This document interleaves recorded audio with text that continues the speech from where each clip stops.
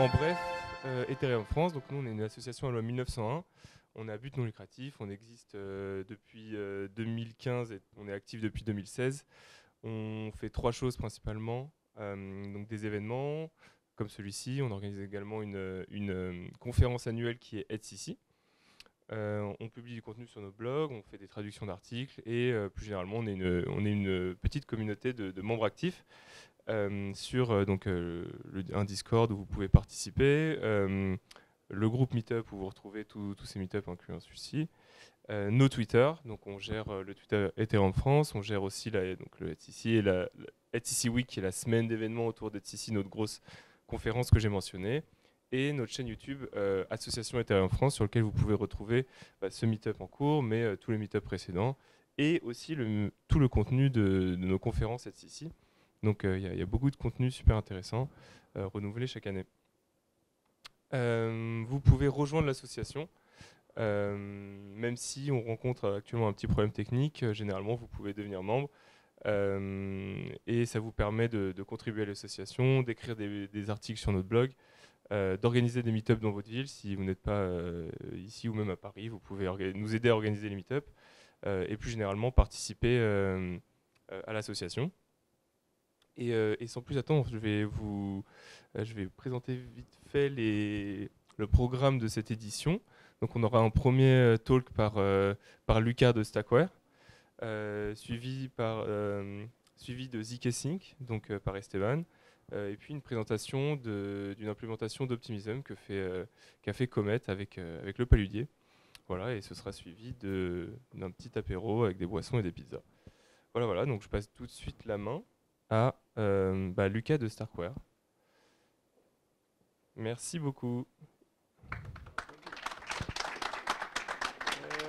Bonjour à tous, donc je suis Lucas, je bosse chez Starkware.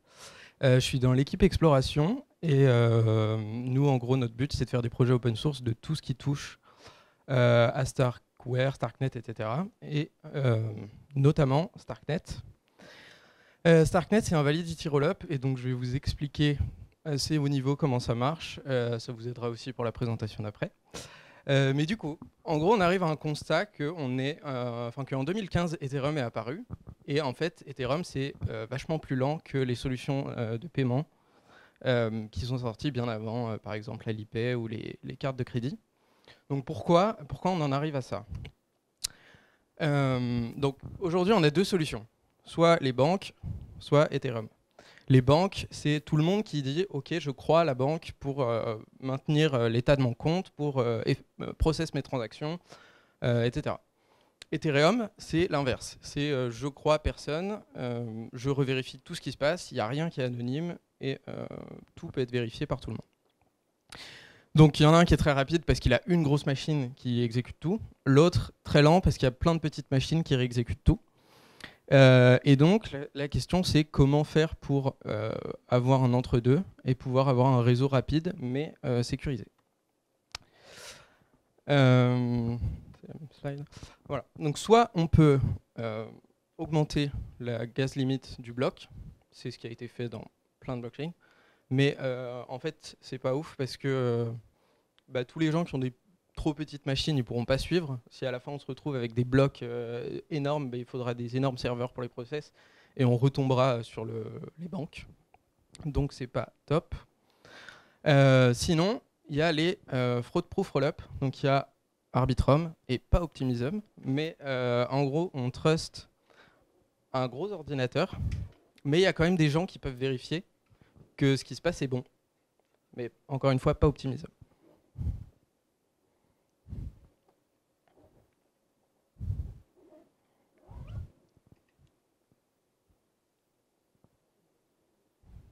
Ça va revenir, vous inquiétez pas. Top. Et donc, nous, ce qu'on a, c'est des preuves de calcul, des preuves d'exécution, comme vous voulez. En gros, on a un fait, genre une transaction. On a un prover qui est un gros serveur qui va prouver. Et on a le verifier qui va vérifier la preuve. C'est un peu similaire au proof of work, dans le sens où il y a des machines qui vont travailler pendant un certain temps et vérifier ce que la preuve, ça prend pas longtemps, parce que c'est juste recalculer un hash. Donc c'est un peu le même concept.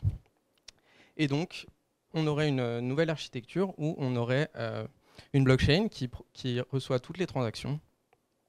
Un séquenceur qui reçoit, qui ordonne et qui exécute toutes les transactions.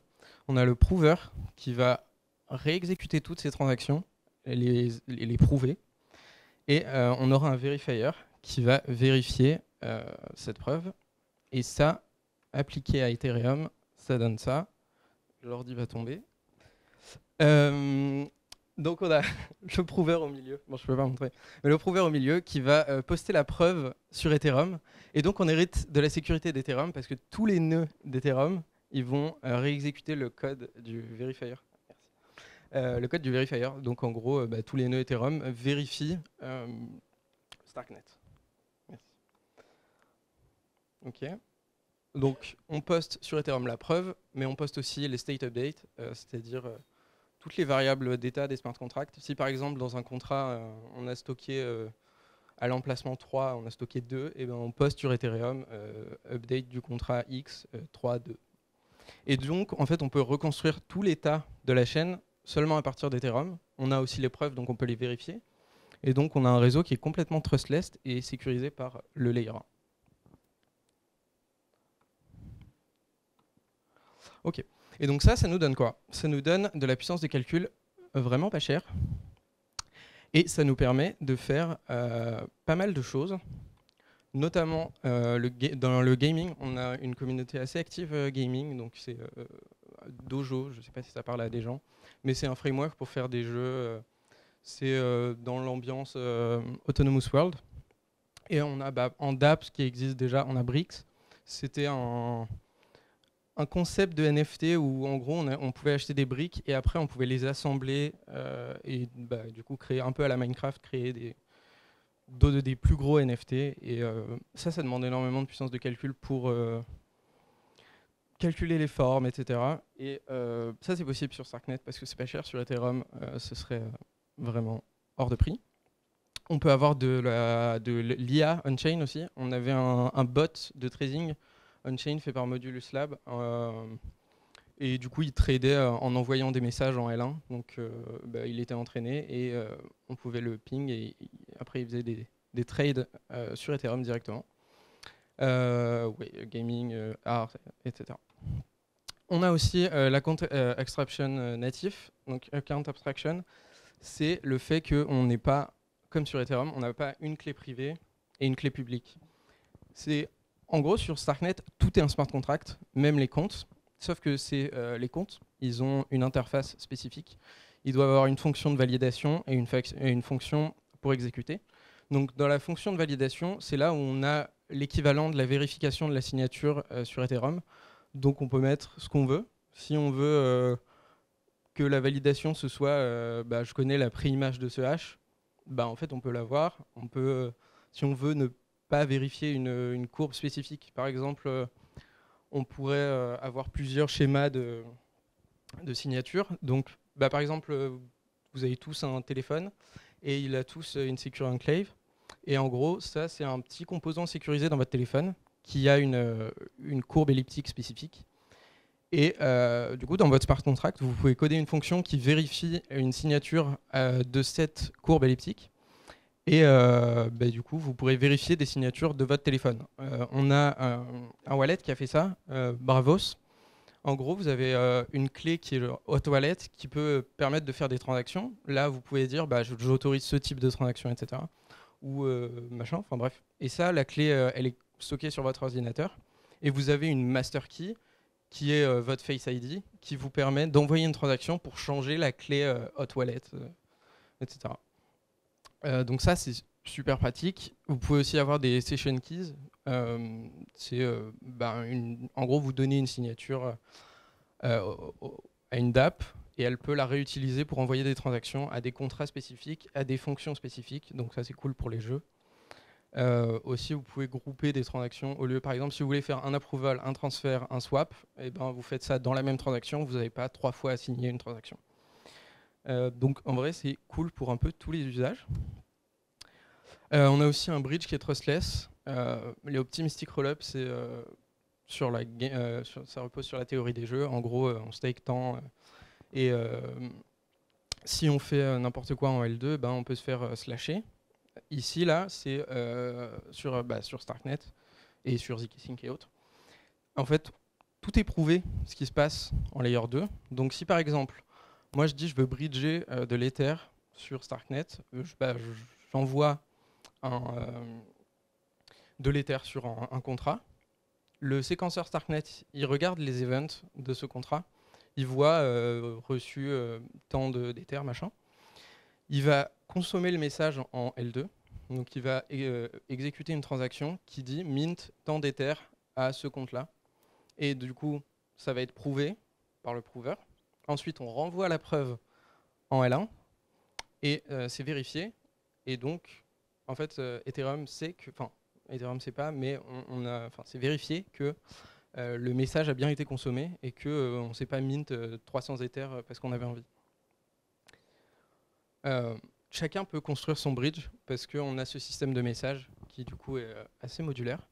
Il y a SnapshotX qui a fait une DApp, MakerDAO qui a fait son propre bridge et AAV aussi.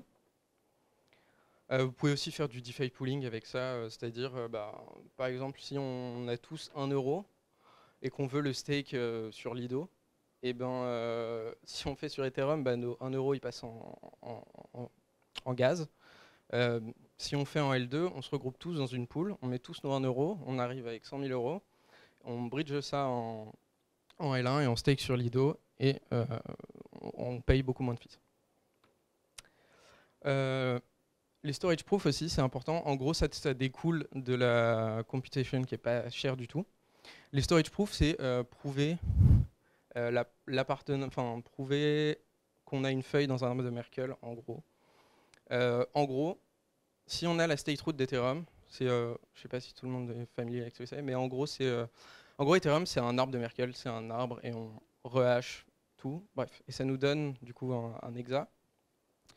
Et on peut prouver qu'il y a une feuille qui a un endroit dans cet arbre en donnant tout le chemin, etc. Et ce sera reconstruit. Et ça, c'est hyper cher parce que du coup, il y a énormément de hash. Et donc sur Ethereum, c'est très cher.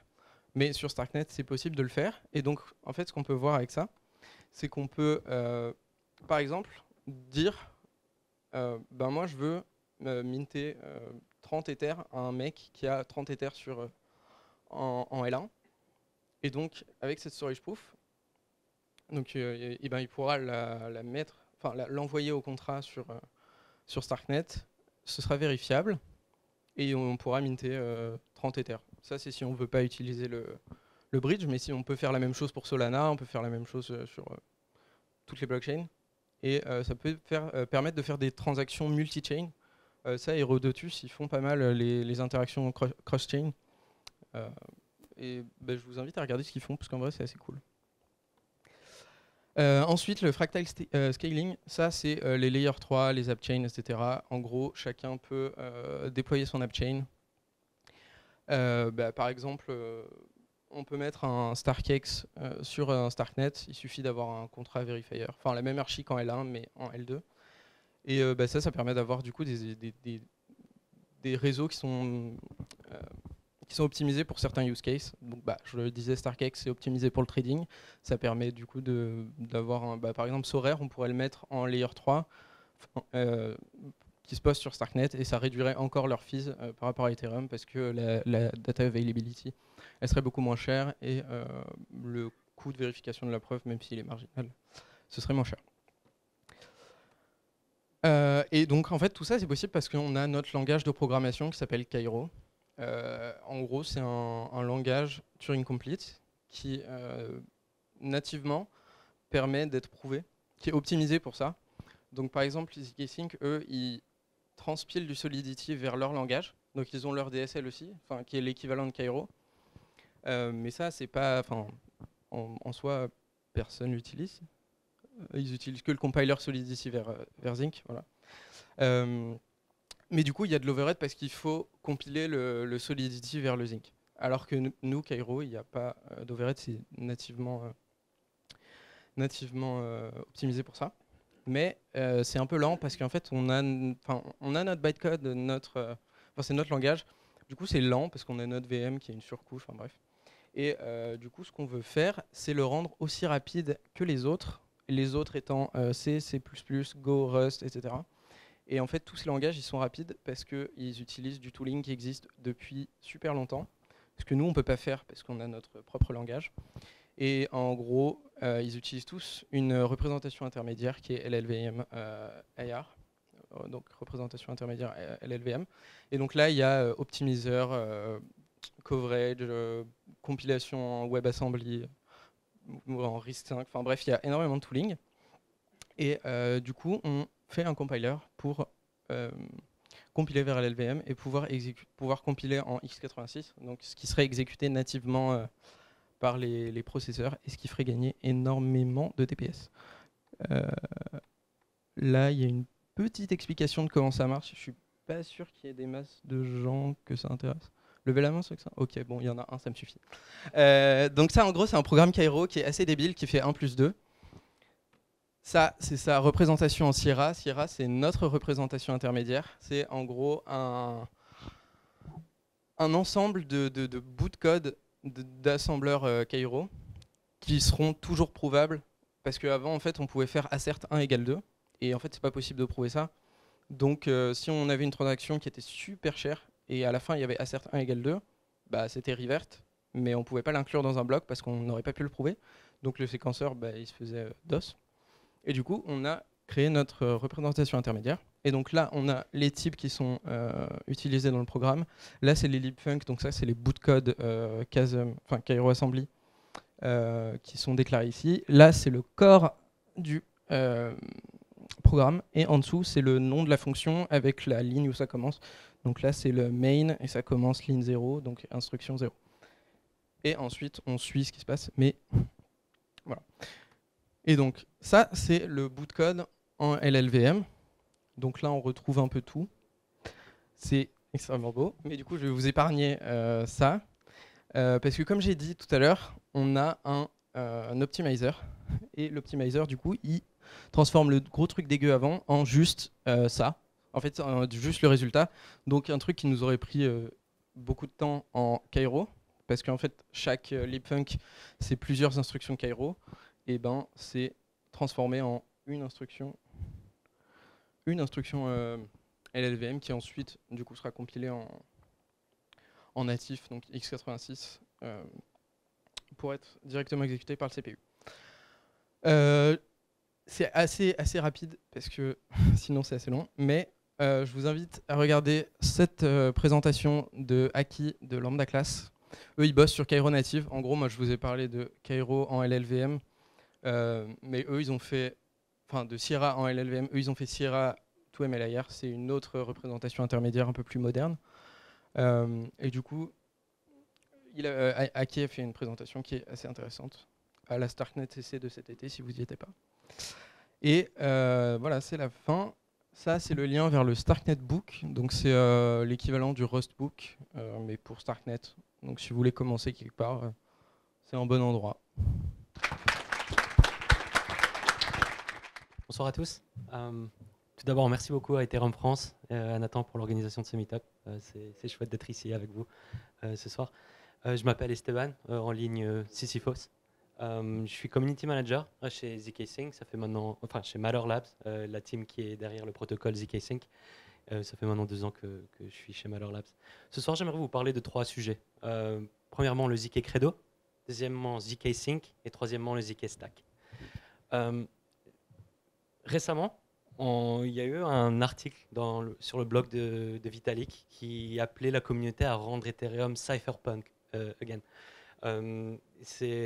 Cypherpunk, c'est vague, mais en même temps, il y a quelques valeurs dans le mouvement cypherpunk sur lesquelles les gens ne sont pas prêts à faire du compromis. L'une d'entre elles, par exemple, c'est la résistance à la censure, ou bien avoir des systèmes où on n'a pas besoin de confiance, dans lesquels on peut vérifier l'intégrité des transactions, l'intégrité de la blockchain, la sécurité, la protection de la vie privée. Ce sont des valeurs qui sont dans le mouvement cypherpunk. Et la team de Matter Lab, en septembre déjà, on a publié un document qui s'appelle le ZK Credo. Il est aujourd'hui disponible sur GitHub en français, GitHub /zksync /credo, et vous pourrez le trouver en français, dans lequel on met par écrit en fait, notre engagement envers les valeurs cypherpunk et la technologie zero knowledge proof. Voilà, je voulais partager ça. Et puis les valeurs du ZK Credo sont aussi des valeurs qui guident le développement, notre développement du protocole. Mais maintenant, entrons dans le vif du sujet. Je vais vous parler de Rollup. Vous savez peut-être qu'il y a une grande famille de Rollup, de Layer 2 ou de deuxième couche. Les deux grandes familles sont en fait les Optimistic Rollup et puis les ZK Rollup. Comme l'a dit Nathan, comme l'a dit Lucas avant, les Optimistic Rollup, c'est un peu de la game theory. Ils sont sécurisés par un consensus social, tandis que les ZK Rollup sont sécurisés par des maths. Au sein de la famille ZK Rollup, on a aussi Vitalik a créé une distinction, les types 0, type 1, type 2, type 3, type 4, qui sont en fait différentes, on va dire, différentes compatibilités avec les VM ou équivalence avec les VM. Mais on pourrait introduire une autre distinction, c'est qu'est-ce qui est prouvé au fait par le système de Zero Knowledge Proof. Il y a des solutions comme le Polygon ZKVM ou le Scroll ZKVM, dans lequel chaque transaction ou chaque transaction, en fait, la validité des transactions est prouvée par une Zero Knowledge Proof. Dans les systèmes tels que Starkware ou zkSync, ce qu'on prouve, ce n'est pas la validité d'une transaction, ce qu'on prouve, c'est la validité de la transition de la machine virtuelle Ethereum. En fait, ce qu'on prouve, c'est que l'Ethereum, la machine virtuelle Ethereum à temps t, qui passe à un instant t plus 1, on prouve que cette transition est valide. Il y a beaucoup d'avantages en fait, à utiliser ce type d'architecture. Je vais vous passer quelques minutes en fait, à présenter cette architecture, mais l'un d'eux, c'est cheap fees, des gas fees qui sont plutôt bas, la vie privée, la confidentialité des transactions. Et en fait, Starkware, zkSyncera et le zkStack utilisent ce type d'architecture où nous prouvons que la transition de l'Ethereum Virtual Machine est correcte en utilisant en fait, une combinaison de Stark et de Snark. Alors, il y a trois avantages en fait, ici que je vais mentionner pour d'utiliser en fait, de prouver la transition de la machine virtuelle Ethereum. Le premier, c'est lorsqu'on doit fréquemment mettre à jour des storage slots, en fait, ça devient vraiment très bon marché sur zkSync ou sur Starkware, parce qu'on a seulement besoin en fait, d'un storage slot à un temps t, un storage slot à la fin, et entre deux, on peut en fait, le mettre à jour autant de fois qu'on veut. Ça devient un bon marché. Alors, par exemple, on va avoir des oracles qui sont hyper rapides. Aujourd'hui, je crois qu'on met à jour un oracle à peu près chaque 20 minutes. On peut imaginer des oracles qui sont mis à jour chaque seconde, parce que ça devient en fait très bon marché. La deuxième raison, c'est que comme on met ensemble, on n'a pas besoin en fait de l'intégrité de la transaction, on n'a pas besoin de l'intégralité de la transaction, on a seulement besoin en fait d'un batch et puis de prouver que la transition est correcte. En théorie, on pourrait rendre les données de ces transactions seulement accessibles par les personnes qui émettent une transaction et donc avoir nativement une certaine forme de confidentialité ou de vie privée en fait, sur le layer 2, sur la deuxième couche. Finalement, et je pense que c'est la plus importante et la plus intéressante, c'est ce qu'on appelle horizontal scaling, mise à l'échelle horizontale peut-être.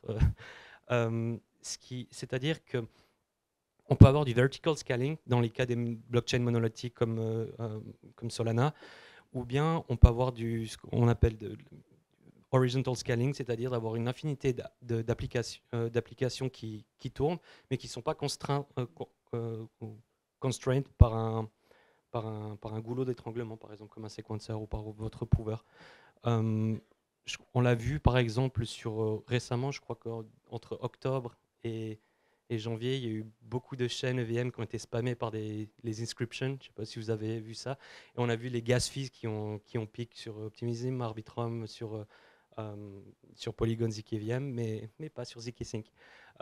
Et en fait, c'est une des raisons pour laquelle ça s'est passé, c'est parce que justement on utilise le state difference et qu'on batch les transactions, on les batch, et puis contrairement au layer 1, plus il y a de transactions qui se passent sur Layer 2, moins, en fait, moins cher sera la transaction, le gas fees par transaction.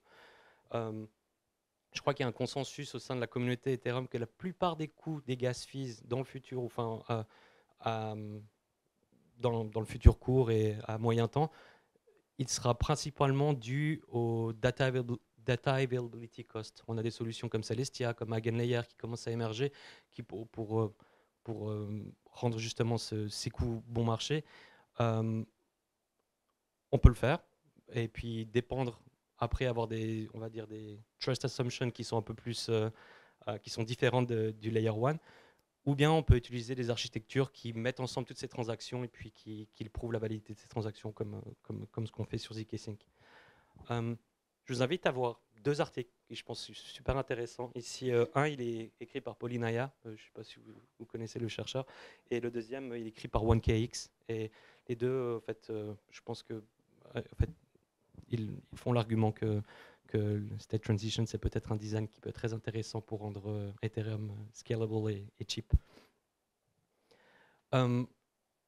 L'implémentation pratique, ça c'était la théorie. L'implémentation pratique, notre première implémentation pratique, ça a été zkSync Era, qui est un layer 2, deuxième couche, qui utilise les Zero Knowledge Proof. On a upgradé notre prover en décembre, une solution qu'on appelle Boujoum. Et depuis décembre, de façon consistante, zkSync Era est le layer 2 avec les fees les plus bas du marché. Et par une grande marge par rapport à d'autres zkVM, je ne suis même pas sur le graphe, là, Polygon ou Scroll, parce que justement on utilise cette architecture. Un autre perk pour vous, si vous développez des applications sur les VM, vous pouvez les déployer sur zkSync. Il y a beaucoup d'utilisateurs. Je crois qu'on a une des plus hautes activités utilisateurs depuis qu'on est sur Mainnet en avril l'année passée. Et finalement, et là c'est entre guillemets, on est sécurisé. On n'est jamais assez sécurisé, mais on a fait beaucoup d'audits avec Code for Arena. On a eu un bounty, je crois, de 1 million, Alborn, OpenZeppelin, plusieurs audits, Trail of Bits, pour sécuriser en fait, les divers éléments de zkSync. zkSync, c'est un layer 2. Il a été créé par Matter Labs, mais vous avez aussi la possibilité de créer votre propre layer 2. Vous avez peut-être entendu parler de l'OpiStack, qui permet de créer des superchains. Il y a une solution similaire, mais au lieu d'utiliser les fraud-proof et puis les optimistic rollup, vous pouvez utiliser les zk rollup. Et on appelle ça le zkStack. zkStack, c'est aussi un stack qui a été créé et produit par Matter Labs. Je vous invite à visiter le site web zkstack.io.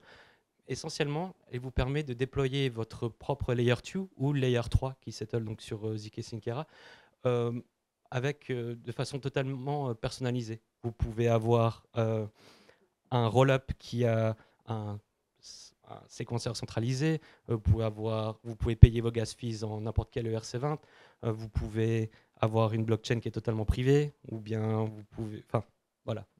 Quels que soient vos besoins, vous pouvez utiliser le zkStack, la technologie derrière zkSync Era, pour déployer vos blockchains en layer 2 ou bien en layer 3, donc qui settle sur zkSync Era, comme l'a mentionné Lucas, un fractal scaling. C'est très similaire à ce que Lucas a présenté avant. C'est le concept de fractal scaling. À partir du moment où des blockchains partagent la même architecture, le même prover, le même verifier, on peut imaginer des écosystèmes dans lesquels on peut bridge entre les blockchains de façon trustless, in a trustless fashion, sans confiance. Et voilà, on peut imaginer ça. On n'a pas besoin de fragmenter les liquidités entre les différentes blockchains non plus. Si vous partagez de nouveau la même architecture, le même prover, les mêmes circuits. Et voilà, donc le zkStack ouvre des possibilités de scaling qui sont, on dit, limitless, dans le sens que on pouvait scaler de façon très horizontale avec n'importe quel type d'application, ou bien aussi de façon verticale en mettant d'autres applications au sein par exemple sur le layer 2. Voilà, je ne sais pas si vous avez des questions sur la technologie, on peut en parler juste après. Je voulais juste donner petit mot sur la communauté zk-sync. On a des gros hubs de communauté en Asie, aussi en Europe de l'Est. zk-sync Japon, zk-sync Chine, zk-sync Ukraine, zk-sync Indonésie sont des grosses communautés. Peut-être un jour zk-sync France. On est toujours à la recherche d'ambassadeurs ou de personnes qui sont prêts à représenter zk-sync dans le monde entier. Et puis, donc, si vous êtes intéressé, n'hésitez pas à m'écrire un DM soit sur Discord, soit sur Twitter, et puis on peut en discuter. Merci à vous. Bonjour à tous. Je m'appelle Augustin, je travaille chez Comet depuis 1 an et demi en tant que data analyst à la base, mais aujourd'hui je travaille sur les roll-ups comme vous pouvez le constater. Vous devez savoir que chez Comet, on a un jeu vidéo on-chain et que faire tourner un jeu vidéo on-chain, ça coûte beaucoup d'argent. Notre jeu tourne actuellement sur Polygon et il a été question à un moment de migrer ce jeu vers un roll-up.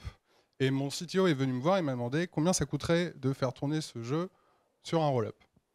Et j'ai cru naïvement que cette question était facile à répondre, et en fait beaucoup moins que ça.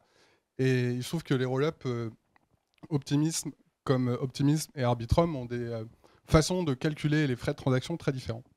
Et je vais vous expliquer du coup un peu l'histoire du jeu Comet et comment nous sommes arrivés à prendre la décision de migrer vers un roll-up.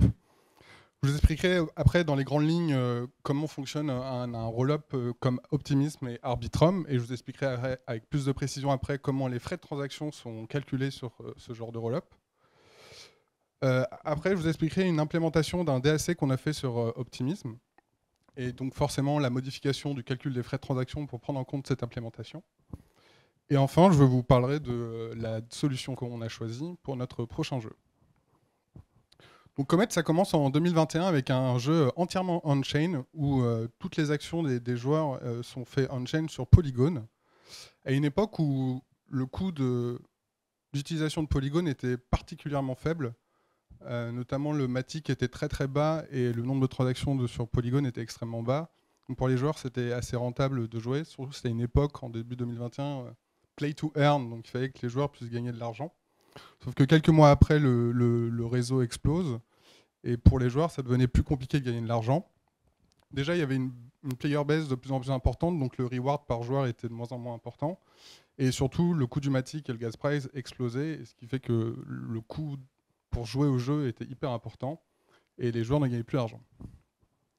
En 2022, on a sorti un nouveau jeu, toujours sur Polygon, un Comet Battle, qui est en fait un trading card game, où il y a moins d'interactions on-chain, mais il y a quand même les assets. Donc vous avez des vaisseaux qui sont un peu votre personnage, vous avez les cartes qui sont des NFT, et vous avez aussi des crafting ressources qui sont des ERC20, qui servent à crafter des cartes. Donc en fait, à chaque fin de partie, le gagnant d'une partie contre un autre joueur recevait des rewards, et cette transaction est sponsorisée par Comet. Mais malheureusement, le coût de cette transaction était toujours trop important. Par exemple, on avait un système de location de vaisseaux, et le locataire pouvait prendre une partie des rewards, et le propriétaire prenait une autre partie, ce qui faisait que les transactions des rewards étaient assez importantes, avec beaucoup de transferts de RC20.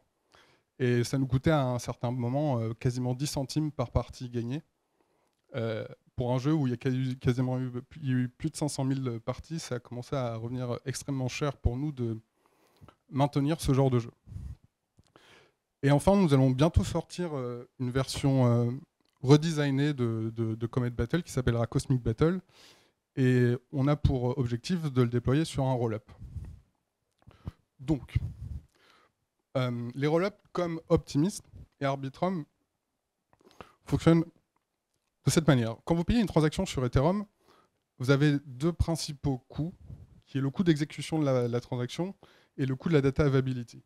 Si je devais prendre un exemple, par exemple, si vous voulez faire une transaction qui serait l'addition de 1 et 2 sur Ethereum, le coût d'exécution serait le calcul de 1 plus 2, et le coût de la data availability serait les paramètres de cette addition qui seraient 1 et 2. La majorité du temps, la grosse partie du coût d'une transaction sur Ethereum correspond à l'exécution, mais vous pouvez quand même avoir des transactions où la data availability est très importante. Typiquement, lorsque vous mettez un NFT en vente, vous avez dans les paramètres de la transaction tous les paramètres de cette mise en vente Et c'est le coût le plus important dans cette transaction. C'est pour ça qu'aujourd'hui, sur OpenSea, quand vous mettez en vente un NFT, la majorité du temps, c'est des ordres off-chain. Vous avez juste à signer une transaction et cette transaction n'est plus exécutée par le réseau. Ce que fait Optimis et Arbitrum, c'est qu'ils décalent ce coût d'exécution sur le rollup, mais gardent la data availability sur Ethereum. Ce qui permet d'économiser des coûts sur l'exécution parce que l'exécution est faite sur le rollup avec un gas price qui est extrêmement bas. Donc sur un rollup, quand vous faites une transaction sur le rollup, les blocs sont validés petit à petit et au bout d'un certain moment, toutes ces transactions qui sont passées sont concaténées, compressées et envoyées sur le L1 avec une transaction qu'on appelle une batch transaction. Cette batch transaction, elle a une limite de maximum 9,5 mégaoctets de data pour que ça puisse rentrer dans un bloc sur le L1. Du coup, quel est le coût d'une transaction sur Optimism? Vous avez deux principaux composants. Vous avez l'execution fee qui est calculé sur le rollup avec le gas price du rollup. Donc vous avez un gas price extrêmement bas. Ça suit le même principe qu'Ethereum avec le IP 1559. Et les fees sont collectés par Optimism. Et vous avez du coup un deuxième composant qui est le L1 data fee, donc qui va être le coût, la cotisation que vous devez faire pour la publication de la data de votre transaction sur le L1. Et ce L1 data fee, il a comme paramètre, il est calculé d'une manière, il prend la taille de la data de la transaction, le prix du gas price sur le L1, et ce fee est directement ponctionné de votre wallet par le réseau Optimism. Si vous regardez sur un Explorer, l'Explorer d'OpenMainet, et vous regardez un peu le détail des gas fees, vous avez la transaction fee totale ici. Vous avez après le gas price, le gas limit, le gas fee, un truc assez classique de l'EIP 1559. Mais après, vous avez des nouveaux champs qui sont le L1 fee paid, donc c'est le fee total que vous avez payé pour la publication de votre data sur le L1. Le gas price du L1. Donc le gas price du L1, il est mis à jour à chaque bloc du rollup. Le gaz used par la transaction, donc en fait on calcule le gaz que ça consommerait pour publier la data sur le L1. Et il y a le L1 fee scalar qui est en fait une variable déterminée par Optimism qui permet de baisser le coût de la transaction pour vous. Il ne précise pas exactement comment est calculée cette variable, mais on peut prendre par toute logique que ça comprend une partie de la compression qu'ils arrivent à avoir et une petite marge qui s'octroie. Pour calculer donc ce L1 data fee, on prend la data de la transaction, on compte tous les octets qui sont à 0, on les multiplie par 4, et tous les octets qui sont qui ne sont pas à 0 et on les multiplie par 16. C'est exactement la même méthode sur Ethereum pour calculer le coût de la data que vous allez poster dessus. Cet data gas est après, on additionne un fixed overhead qui est à 188 de gaz, qui est là encore un coût fixe pour chaque transaction qui devront être postées sur le L1, plus le fameux dynamic overhead qui est à 0,684 déterminé par Optimism. Et enfin, une fois que c'est fait, vous avez juste à multiplier ça par le base fee d'Ethereum et vous avez le L1 data fee que vous allez payer pour votre transaction sur OpenMainet.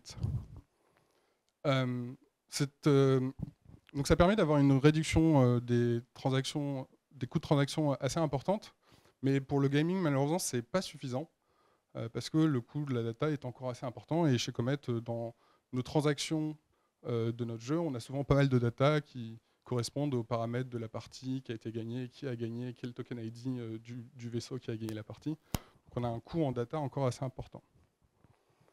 Sur Arbitrum, c'est un petit peu différent. Il reste quand même un peu dans le même principe que OpenMainet. Il y a toujours l'execution fee, qui est exactement la même chose. Sauf que le L1 data fee, il y a quelques différences. Notamment, deux grandes différences. Le L1 gas price, qui n'est pas le gas price du L1 actuel, mais qui est une estimation qui a été faite avec un calcul que je vous montrerai après. Et le L1 data fee n'est pas directement ponctionné de votre wallet, mais il est converti en gaz L2 et vous sera additionné au total de la transaction.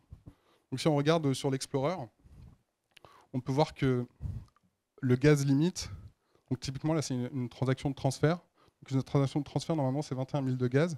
Une fois que la personne a payé quasiment 320 000 de gaz, en fait, ce gaz supplémentaire correspond au L1 data fee qui a été converti en L de gaz. Pour vous expliquer un peu le système qu'ils ont mis en place, à chaque fois que quelqu'un fait une transaction sur Arbitrum, le L1 data fee est envoyé dans un contrat qui s'appelle le L1 Pricer Funds Pool. Et ce L1 Pricer Funds Pool a une variable à l'intérieur qui s'appelle le solde. Et ce solde s'incrémente à chaque fois qu'un bloc est validé sur le L2 avec tous les L1 data fees. Une fois que le L2 veut envoyer une batch transaction sur le L1 et que cette batch transaction est validée sur le L1, il y a une transaction envoyée vers le L2 qui s'appelle un batch posting report qui comprend plusieurs paramètres et informations comme le gaz utilisé, le gas price de la transaction de batch. Ces informations sont envoyées au L1 Pricer Funds Pool et déduites du solde. Donc typiquement, ils ont récupéré les L1 data fees, ils les ont cumulés dans ce contrat, ils récupèrent après ce qui a été payé sur le L1 et ils soustraient ça au solde. Et ce solde, le signe de ce solde va dépendre, va changer la suite. Si le solde est négatif, c'est-à-dire qu'il y a un déficit, et du coup l'estimation du L1 base fee qui a été utilisée pour calculer le L1 data fee va être augmentée. Et si le solde est positif, c'est-à-dire qu'il y a un surplus, ils ont moins payé que ce qu'ils ont collecté. Donc forcément, ils vont baisser le L1 base fee estimate pour essayer de toujours arriver à un solde proche de 0. Donc voilà pour Arbitrum. Malheureusement, c'est toujours pareil, les transactions fees sont toujours basses, mais pas suffisamment pour du gaming. Donc il y avait une solution qui serait la do-it-yourself solution, donc une implémentation du DAC sur la stack d'Optimism. Un DAC, c'est avoir la couche de data availability qui était avant sur Ethereum et la mettre off-chain. Pour la mettre off-chain, ce qu'on fait, c'est qu'on fait exactement comme avec Optimism, c'est-à-dire que la data de votre transaction est compressée et au lieu d'être directement envoyée sur le L1, elle est envoyée vers un DAC, un Data Availability Committee, dont chaque membre va attester et signer cette data et renvoyer la signature au séquenceur. Et ce qu'il faut comprendre là, c'est que quand le membre du DAC atteste et signe cette data, il fait la promesse de rendre cette donnée disponible à quiconque la demande. Et après, le séquenceur prend cette signature, en fait un certificat et la poste sur le L1. Donc le certificat a une taille fixe, donc le coût de la data postée sur le L1 est toujours fixe. Et ce certificat, vous pouvez l'utiliser pour le récupérer et utiliser avec l'API d'un des membres du DAC pour pouvoir récupérer la data des transactions. Vu que le coût de la data qui est postée sur le L1 est fixe, on peut modifier la formule qui calcule les transactions fees pour baisser encore plus ces coûts. Par souci l'objectif était de modifier le moins possible la stack d'Optimism. Et donc on a décidé de modifier qu'un seul paramètre dans le calcul du L1 data fee, qui est le dynamic overhead. Et pour modifier ce dynamic overhead, on a plusieurs informations. On sait qu'une batch transaction, ça coûte seulement 24 000 de gaz, et ce sera toujours pareil. On sait que la data maximum qu'on peut envoyer au DAC, c'est 9,5 mégaoctets. Alors pourquoi on a ça comme maximum? C'est-à-dire que si le DAC tombe, le rollup passe automatiquement dans un mode normal et poste toute la data sur le L1. Donc c'est pour ça qu'on doit garder cette limite de 9,5 mégas, c'est pour rester dans l'optique du rollup de base. On doit faire un petit calcul qui modifie, qui fait une estimation grossière de la taille de la transaction après compression. Et ça nous fait un dynamic overhead préliminaire extrêmement bas, quasiment 900 moins important que sur Optimism. Et je dis préliminaire parce qu'il y a un aspect important que n'a pas Optimism, mais que nous, on peut avoir pour des petites blockchains. C'est-à-dire que quand il y a un faible volume de transactions, il peut se passer un certain temps entre le moment où l'utilisateur paye sa transaction sur le rollup et le moment où on paye la publication de la data sur le L1. Et ça peut être dangereux parce qu'on peut se retrouver à ne pas avoir collecté suffisamment de fees pour sponsoriser ces transactions. Et donc on a décidé de mettre une limite de temps, qui fait que même si on n'a pas atteint les 9,5 mégaoctets, le trigger pour enclencher cette batch transaction, on a mis une limite de temps de 600 blocs, donc ce qui est 2 heures, et, pour limiter ce risque. Et du coup, quelle est la variation maximum qu'il peut avoir sur 2 heures? C'est absolument énorme. Et on a décidé de faire une petite étude de statistique des blocs, des base fees sur les blocs. Donc on a analysé 1,25 million de blocs entre décembre 2022 et mai 2023. Et on a regardé quelles étaient les variations entre n blocs et n plus 600 blocs, la variation du base fee. On a vu que dans 99% des cas, cette variation est en dessous de 269% d'augmentation. Et pour la petite anecdote, la plus grosse variation qu'on a vue, c'est une augmentation de 25 000% en 2 heures. Donc, ça fait un peu cher. Donc maintenant qu'on sait que dans 99% des cas, l'augmentation sera en dessous de 269%, on peut juste modifier, si j'arrive à passer à la slide suivante, on peut juste modifier le calcul qu'on a vu précédemment, le multiplier par ce que j'appellerais le facteur d'incertitude, qui est du coup de 3,69, et ce qui nous permet d'avoir un dynamic overhead extrêmement bas. Pour comparer une transaction, une approve transaction sur OpenMainet, ça coûte avec un gas price, je crois, à 30 Gwei et une ETH à $2500. Le coût d'une transaction sur OpenMainet serait de 14 centimes, et sur Comet, sur notre implémentation, serait de 2 centièmes de centimes, soit 600 fois moins cher. Cette implémentation DAC a reçu un grunt de la part de Optimism. Donc GG à Lagdar, qui est juste là et qui est le cerveau de cette implémentation. Vous pouvez, avec le QR code, aller voir cette page, et il y a toute l'information. Le code, c'est open source, et la doc en utilisant ce QR code. Et GG aussi à Ethereum France, qui a reçu un grunt pendant ce tour. Donc là, pour le coup, les transactions fees sont vraiment pas chères. Mais par contre, c'est encore work in progress. On a besoin de faire auditer. C'est de la recherche, donc on travaille encore dessus. Et puis entre-temps, on a été approché par Arbitrum, qui était sur le point de sortir leur Orbit Chain, donc qui sont des L3. Et on s'est dit qu'on allait tenter l'aventure avec eux. Donc aujourd'hui, notre prochain jeu, il va être release sur un L3 AnyTrust Orbit. Donc AnyTrust, c'est l'implémentation, c'est du DAC, nous on s'est beaucoup inspiré d'eux. Et le L2 serait Arbitrum One. Mais avoir sa propre chaîne, ça apporte beaucoup de défis, comme avoir un indexeur, avoir des solutions d'Unramp, qui est extrêmement compliqué à avoir sur des petites chaînes comme ça, avoir un public RPC, etc. Et c'est des challenges que je pense que nous arriverons à résoudre d'ici peu. Voilà. Bah, écoutez, merci beaucoup.